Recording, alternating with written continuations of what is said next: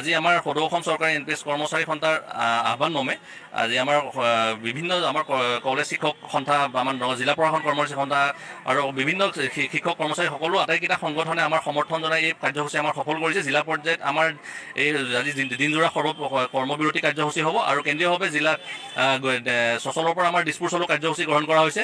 চাওক, ইতিমধ্যে এনপিএছ ব্যৱস্থাটো যে আশাপূৰ্ণ চৰকাৰ ইতিমধ্যে কেন্দ্ৰীয় চৰকাৰ পতিয়ন গৈছে, যিটো কাৰণে তেওঁলোকে এটা নতুন ইউনিফাইড পেঞ্চন স্কিম বুলি ইউপিএছ বুলি এটা 1 এপ্ৰিলৰ পৰা তেওঁলোকে লাগু কৰিছে। যিহেতু আজি এনপিএছ ব্যৱস্থাটো আশাপূৰ্ণ বুলি জানি তেওঁলোকে এটা নতুন পেঞ্চন ব্যৱস্থা পুনৰ আমাক যিহেতু লাগু কৰিছে, তো গতিকে আমি আশা ৰাখিম যে অনাগত দিনত ইউপিএছটো আৰু এতিয়া ইউপিএছ যিটো দিছে ইউপিএছটো যথেষ্ট আশাপূৰ্ণ আছে। তো গতিকে আমি আশা ৰাখিম যে ইউপিএছটো চৰকাৰে মডিফাই কৰি আমাক যাতে পুৰণি পেঞ্চন ব্যৱস্থা বাহাল ৰাখে, সেইটো আমাৰ চৰকাৰ। আমাৰ আজি গোটেই অসম জুৰি তেনেধৰণৰ আমাৰ কলেজ মহাবিদ্যালয় শিক্ষকসকলে তেনেধৰণৰ এটা প্ৰতিবাদী কাৰ্যসূচী গ্ৰহণ কৰিছে।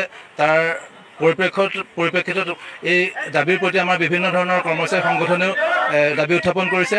ইয়াৰ মূল কাৰণটো হৈছিলে যে আমাৰ পুৰণি পেঞ্চনটো প্ৰৱৰ্তন কৰিব লাগে আৰু আমাৰ যি নতুন পেঞ্চনৰ ব্যৱস্থা কৰিছে সেই নতুন পেঞ্চনৰ ব্যৱস্থা অনতিপলমে ইয়াৰ অৱসান ঘটাব লাগে আৰু আমাক যিসকল কৰ্মচাৰীয়ে দীৰ্ঘদিন চাকৰি কৰিব সেই চাকৰি কৰাৰ অন্তত তেওঁলোকে যেনেকৈ অৱসৰ গ্ৰহণ কৰিব, তেওঁলোকৰ যাতে ভৱিষ্যতৰ জীৱনটো সুৰক্ষিত হয় তাৰ ওপৰত দৃষ্টি ৰাখি পেলাই আমি চৰকাৰক, আমাৰ ৰাজ্যিক চৰকাৰ, কেন্দ্ৰীয় চৰকাৰ গোটেই ব্যৱস্থাটো যাতে আমাৰ পুনৰ চিন্তা কৰি পেলাই আমাৰ নতুন পেঞ্চন ব্যৱস্থা বাতিল কৰি পুৰণি পেঞ্চন ব্যৱস্থা আওতালৈ নিবলৈ তাৰ কাৰণে আমি সদৌ অসম চৰকাৰী এনপিএছ কৰ্মচাৰী সংস্থাৰ আহ্বানত কৰ্মবিৰতি পালন কৰি আছোঁ।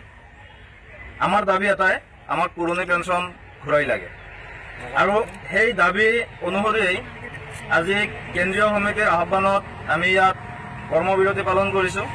আৰু গুৱাহাটীত আজি আমাৰ দিছপুৰ চলো কাৰ্যসূচী আছিল, কিন্তু আমাক প্ৰশাসনে বিভিন্ন ধৰণে বাধা প্ৰদান কৰাৰ ফলত আমি গুৱাহাটীত যাবলৈ সক্ষম নহ'লোঁ। ইয়াৰ দ্বাৰা এইটো প্ৰমাণ হয় যে আমাৰ আন্দোলনক চৰকাৰে বোধহয় ভয় কৰিছে, নহ'লে আমাক আন্দোলনস্থলী যাবলৈ নিদিয়াৰ কোনো মানেই নাছিল। আজি আমি ইমান বাৰে বাৰে আন্দোলন কৰি আছোঁ, বাৰে বাৰে দাবী উত্থাপন কৰি থকাৰ পাছতো চৰকাৰে আমাৰ দাবীটোক গুৰুত্ব দিয়া নাই, যাৰ ফলতে আমি বাৰে বাৰে আন্দোলন কৰিবলৈ বাধ্য হৈছোঁ। আজিৰ পাছতো যদি চৰকাৰে আমাৰ দাবীটো গুৰুত্ব নিদিয়ে, আমাৰ দাবীটো গ্ৰহণ নকৰে, যদি পুৰণি পেঞ্চন ব্যৱস্থা পুনৰ প্ৰৱৰ্তনৰ কাৰণে ব্যৱস্থা হাতত নলয়, তেনেহ'লে হয়তো অনাগত দিনত সদৌ অসম চৰকাৰী এনপিএছ কৰ্মচাৰী সংস্থাৰ নেতৃত্বত আৰু অধিক গণতান্ত্ৰিক আন্দোলন আমি গঢ়ি তুলিম আৰু পুৰণি পেঞ্চন ব্যৱস্থা পুনৰ প্ৰৱৰ্তন নোহোৱালৈকে আমাৰ এই আন্দোলন অব্যাহত থাকিব।